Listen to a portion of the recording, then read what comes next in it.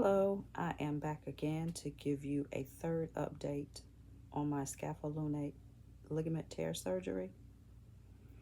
I had my 1 week post-op appointment yesterday, and they removed my suture on the top of my hand. I have about a 2 and a half inch incision that runs vertically um, from my wrist, the lower part of my hand, across my wrist or down my wrist into the upper part of my beginning part of my arm. They removed the suture from that, and I have a one pin that's in the right side of the lower part of my wrist that is in the bone.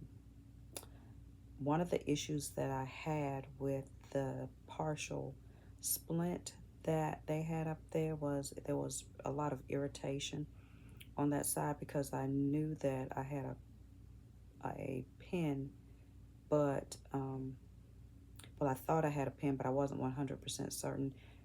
I knew that there was something over there that was really irritated by that splint because it kept rubbing against it, and then of course there was swelling. So yesterday, when they removed the bandage, took out the suture, I did see the pin that is extending out of my arm, and it has a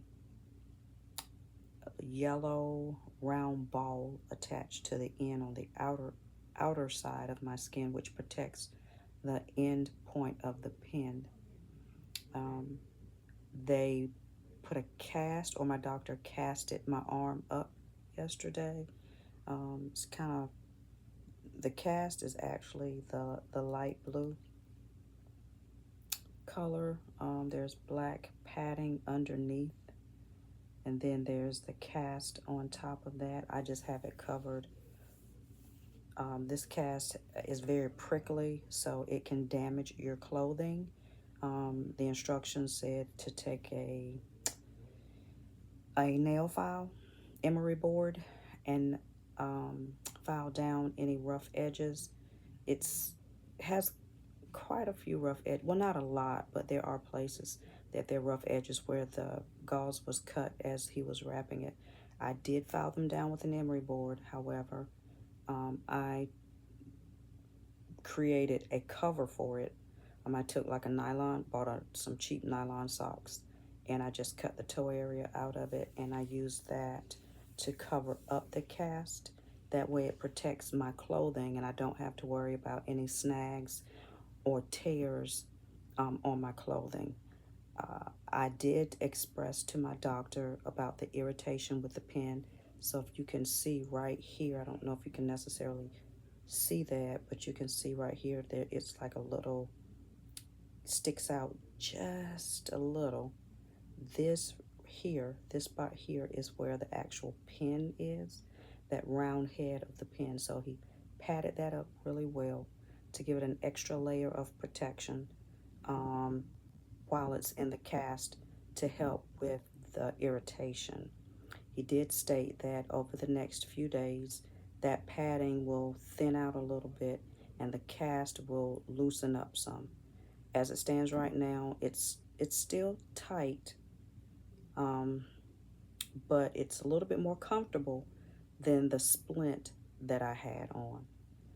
I no longer have to wear the sling that it was in before. That's over. But they expressed that I do need to try to keep my arm up a lot and not let it hang down to the side because that can cause swelling. Very, very, very light duty in terms of what I can do with this hand. Honestly, it's not a whole lot I can do. You can't really grip anything. I've tried using my fingers. It is difficult. It is truly difficult. So technically, the 4 fingers, they're mobile, in terms of using them, but my hand activity level is severely limited. I don't have any more pain. There's no medication. Everything is fine with that. So, this is, it's been a week now, a week and a couple of days. So I'm feeling pretty good. Um, I go back in 3 weeks to get an update on how it's healing. He did tell me that it was a full tear. It had started healing, but it was not healing properly.